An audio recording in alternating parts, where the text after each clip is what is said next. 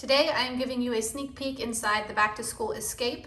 This Escape has a few challenges that work for grades 5 through 8, and then it also has independently content-specific challenges for grades 5 through 8.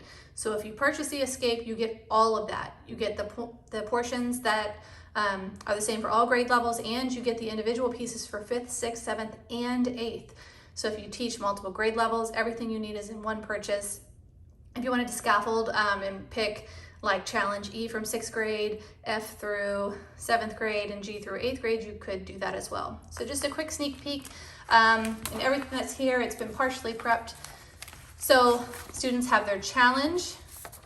Then there are two ways for students to record their codes. You can give each group just a half sheet like this, or you can give each group or individual student a booklet. And in the booklet, they can do their challenge work, they can keep track of their codes in here, and it gives them space to work. So challenge A through E, I believe are the same for all grade levels, and this one is about you. So what you need to do is you are going to have this editable version of a syllabus. You type in just basic information. You also type in the correct answer choices and incorrect answer choices here. Students work together to read the syllabus, find out a little bit about you and your class, and then their answers to those questions will give them a code. Challenge B, this one is all about you. You just fill out this quick little page here. You insert your photo. Everything that's editable is in PowerPoint. And then this also comes with some puzzle pieces. You can see this says type here because I didn't type in the answers, but students will have these mixed up. They need to try to find the matches based upon this Meet the Teacher form. And then once they find the matches, they record the matched information in this table, and they get a code that way. Challenge C is a puzzle type challenge where students have 4 of these puzzles. They must find the value of each image. They must find the missing value on each card, write it here, and then they use those values to find the code for this challenge. And every challenge comes with a hint card. You can give it to them or not. You can give it for some challenges, all challenges, none. It's really up to you. Challenge D is just a word search. Students are working in groups, so this will, it looks overwhelming, but when they're working together, it'll get done pretty quickly. And then once they find the words, there's information down here on how they use those words that were found to find this code.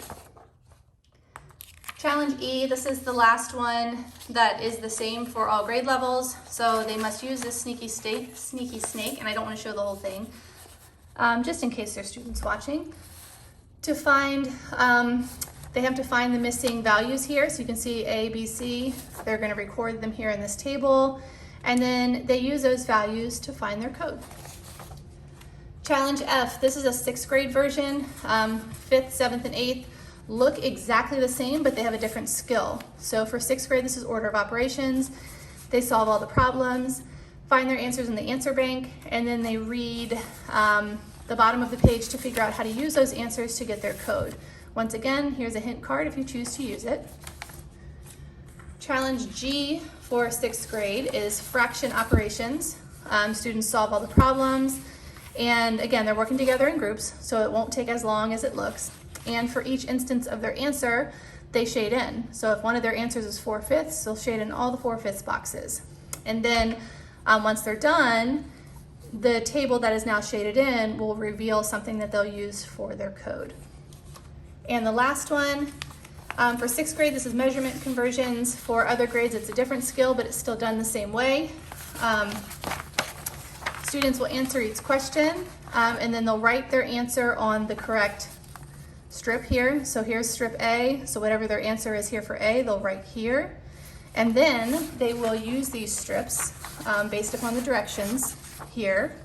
They'll line them up, and again, based on what the directions tell them to do, and it'll reveal their code when they're all in order.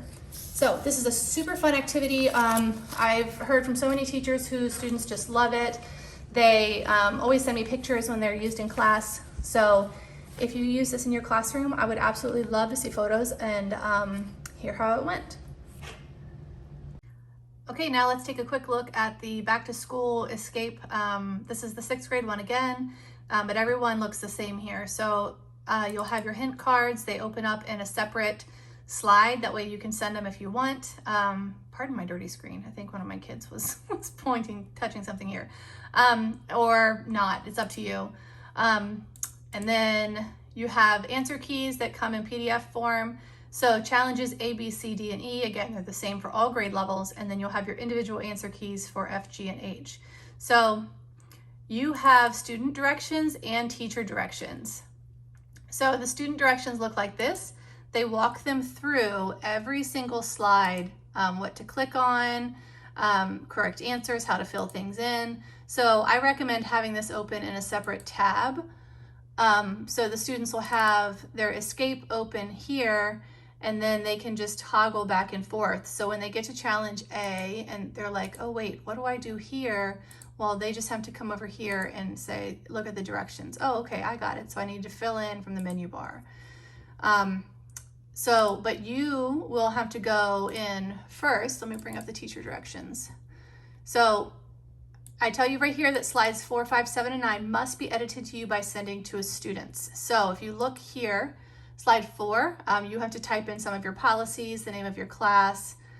This one you also have to type in answer choices. Make sure you type correct answers where it says correct. That way your students will be able to get the code right. So these are customizable. And then once students type their codes in here, then they can click this and go to this Google form where they will type in codes. And I'm just going to type in random numbers here. Even if they just do one at a time, so let's say they did puzzle A, this was their code, they want to see if it's right. They hit submit. It says view accuracy. Okay, so they got that wrong. So then they would just go back to the form and they could try again. They could wait and enter all codes at the end at one time or as they go along, however you want them to do it. If you want to have it do a 1 by 1, you could always send the send the challenges out one at a time. And then once they got the code, you can send out the next one. So that is a quick look here at the digital version. Everything is exactly the same as the print version, just with spots to type in. And with the puzzle here, so you'll type in like your favorite movie, your lucky number, and then they drag. So they'll say, okay, favorite movie, and then they'll find wherever your movie is, and then they'll match it up, and then they use the letter and number together for their code. So some are drag and drop, some are just type in. But yeah, so this is the digital version.